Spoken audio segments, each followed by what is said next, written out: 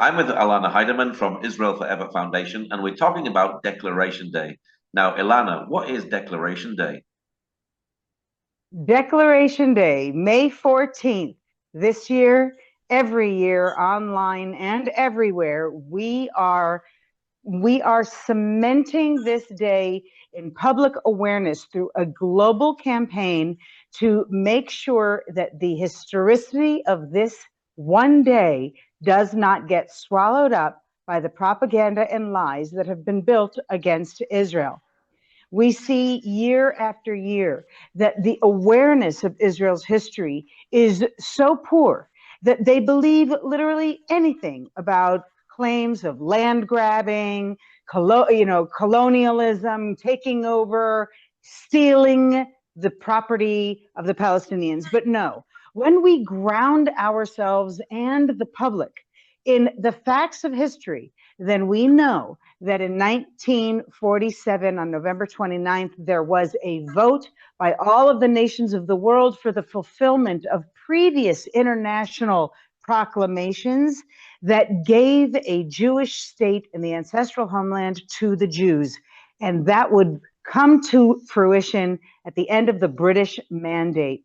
So on the day, the very last day, May 14th, 1948, the very last day of the mandate, the leadership of Israel came together and they proclaimed the state of Israel in the ancestral biblical homeland of the land of Israel.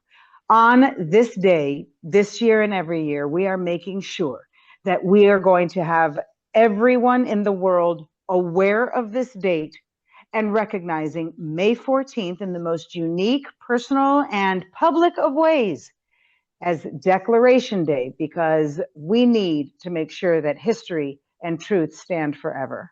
So, what practically are you doing to get other people to recognize this day? This campaign has been growing over the years. What started as a social activism through social media initiative grew into diplomatic events that were taking place in Jerusalem for the last 4 years. These were gatherings of heads of state that were representatives here in Israel of embassies of international bodies, as well as nonprofit, non-political organizations to demonstrate that diplomacy makes a difference. Well, this year, diplomacy truly has made a difference because our continued effort have resulted in 3 major proclamations happening throughout the world. The first taking place on the floor of the Knesset, with member of Knesset Ohad Tal being the first to proclaim Declaration Day within the Israeli parliament, our democratic leadership body. It will be followed up by a declaration at the Embassy of Israel in Washington, D.C., where they will be gathering with Ambassador Leiter and the community that is there to honor Declaration Day as we lead up to May 14th, where we will then have a proclamation at the United Nations by Ambassador of Israel to the United Nations, Danny Danon, who is proclaiming as well the recognition of Declaration Day. And with this effort of this unique year, we will be launching 2-pronged campaign. Number 1 is to increase Declaration Day's recognition through political action, getting it into international calendars. Having an educational thread is our second focus, making sure that schools in Israel, around the world, religious, non-Jewish and non, are all educated to the significance of what took place on and before May 14th. Because this is one of the crucial ways that we can counter the lies being spread about May 15th and onward. What the anti-Israel, anti-Semitic efforts their main cause is to establish Nakba Day, that the establishment of the Israel was actually a catastrophe. Only our standing with truth through these not only apolitical, but political action-oriented, proactive methods of educating and awareness and truly taking a stand with history. Only then can we make sure that we drown out the lies and we perpetuate the truth for future generations. You said you had this in the Knesset in Washington, D.C., and also the United Nations. I'm quite surprised about the United Nations. They're not very warming towards Israel. So is this very significant? That is true. That is true. And we do not yet have this on the United Nations public calendar, but that is a goal. In the meantime, Ambassador Danon's recognition, this is a first of many steps to help make sure that we are joining our voices for a united, proactive cause. Such efforts like these have existed in the past. One was for the establishment of the International Holocaust Remembrance Day on January 27th, to commemorate the day of the liberation of Auschwitz. It was selected as a universally relevant date because it reflected not only the Jewish suffering and persecution that took place during the Holocaust, but it also gave an international potential for approach and memory that complemented Yom HaShoah, Holocaust Remembrance and Heroism Day, which is in April, it usually falls on, and it's according to a Jewish date on the Jewish calendar. Most people don't recognize that date when they're not a part of the Jewish world. So establishing an internationally recognizable date on the secular calendar has made a very important difference over the last 20 years for Holocaust remembrance. The hope of Declaration Day is that we will be able to recognize the importance of this international alliance with the historical truth. The more we protect it, the more we teach it, the more that we can make sure that people do not see the creation of Israel as simply a miracle for the Jewish people. No. Instead, it was the fulfillment of international law that had been set in place for 30, 40, 50 years even prior to that, so many steps that required diplomacy and activism, and never once deteriorated in any type of force and the type of demonizing lies that the anti-Semites spread about the Zionist movement. No, the Zionist movement was one of pure integrity, and Declaration Day actually reflects that integrity with great power. It's our responsibility to use that power for the sake of good and make sure that more and more people understand the history and therefore become activists for the truth. So how can people all around the world stand in the shoes of David Ben Gurion and declare their support? Well, actually, we have a background that anyone can download and use as their own background to stand next to Ben Gurion and make their own declaration, because we know that people love to have creative ways to make reels and shorts that will help them in their own social media activism. So we really are encouraging as many people as possible to make a reel, to make your declaration, make a statement, and make sure to use the hashtag Declaration Day, and come visit declarationdayisrael.com, where you'll be able to see the many different ways that you can make a difference, including hosting an event, whether big or small. We even have an exhibition that has been expertly written and curated for any presentation in any public or private space even. It's really a wonderful resource. Another way that we're encouraging people is to sign our petition, where we are trying to make sure that this international recognition happens. The signatures count. So your voice matters. And some of the most creative ways that you can make a difference don't have to be out loud. They can be in your home. You can decide together to use one of Israel's Forever's resources of the Declaration of Independence text and a series of discussion questions, because these are the ways that we engage with the text of history, with the values and the ideals that are represented in the Declaration of Israel's Independence.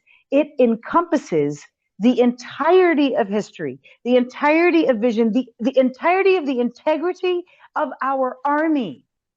And then one will know that the lies spread about Israel are indeed lies. One need only read our Declaration of Independence. One need only read Jewish prayers to be able to confidently say they will stop at nothing to come up with lies about the Jews and about Israel.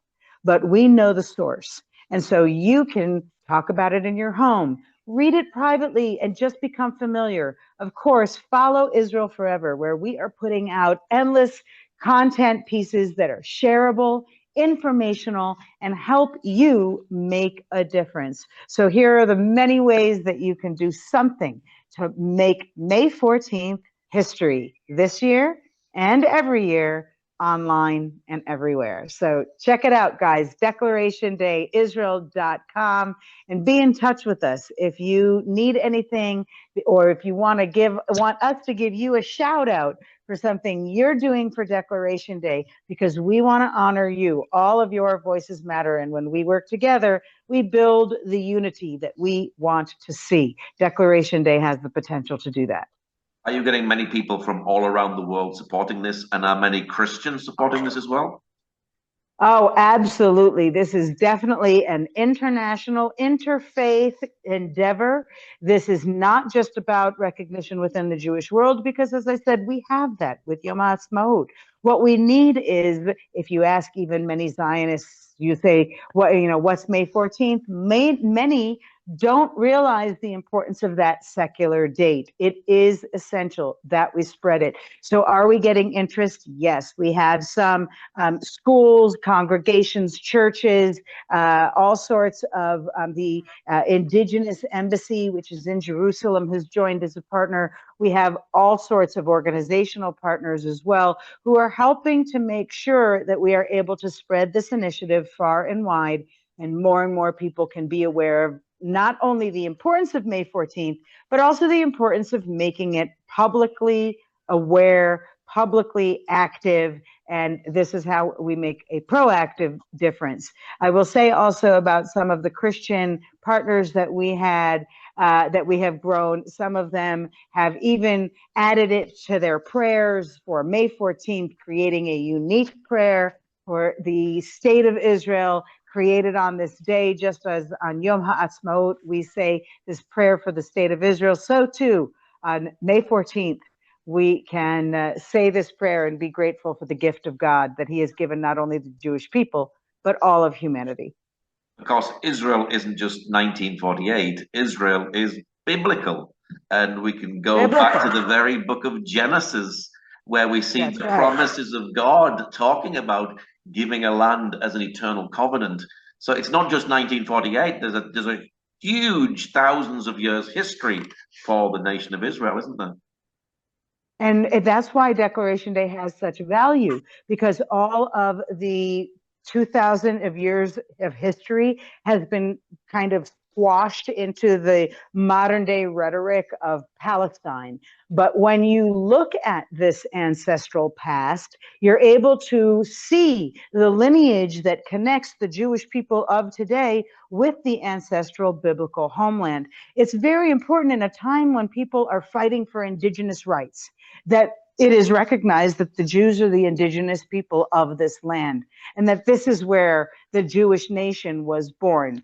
The Jews come from Judea, and any effort to separate us from that is nothing other than an expression of the oldest hatred in the world. We call it anti-Semitism. It has many different faces. Call it Judeophobia. Whatever it might be, it has been pulsing through the veins of many people for thousands of years, and yet the Jewish people have survived. So when we do celebrate Declaration Day, it is not about the creation of the Jewish state. No, it is the rebirth in the same physical ancestral soil and using the same language that had been used by the people 2,000 and 3,000 years ago. So I think that it's important for people to recognize that something so modern can keep alive a legacy and an understanding of the history of something so far in our past. And this is very important as well, isn't it? Because many nations today are turning away from Israel, and we're seeing a Yes. rise in anti-Semitism. So we need to encourage people to support the nation of Israel and get behind this. And to see its positive value in their own existence, to see that it is a shared value, because they're being told terrible lies about Israel. They say that's not behavior, those are not policies that I align myself with. But actually, if one were to look beyond the headline, then yes, you would be able to see that it is the behavior of Israel, of our leaders, of our military, that we actually represent the very values that some of these social justice activists claim to be fighting for. It's very important today because in a post-October 7th world, when we would anticipate that there would be some empathy for the humanity of the Jewish people who were attacked in a genocidal assault, what we're seeing instead is the siding with those who committed the evil atrocity. This is a dangerous sign for the future.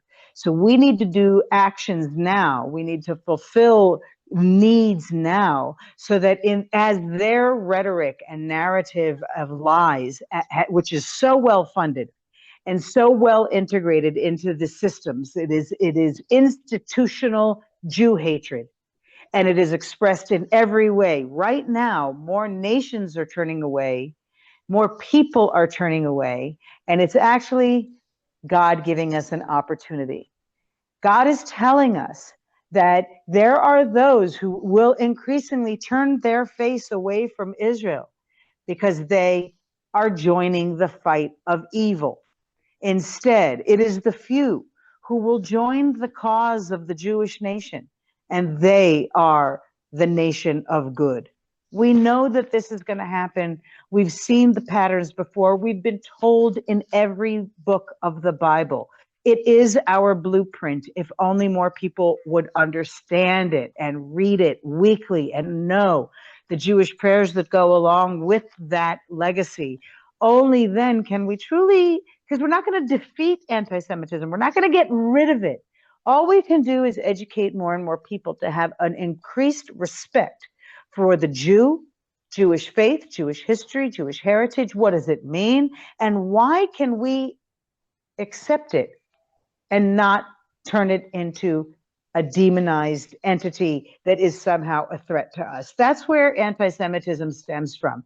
The concept that the Jew represents a threat to us, but we're always the other, so therefore it can manifest itself in many ways.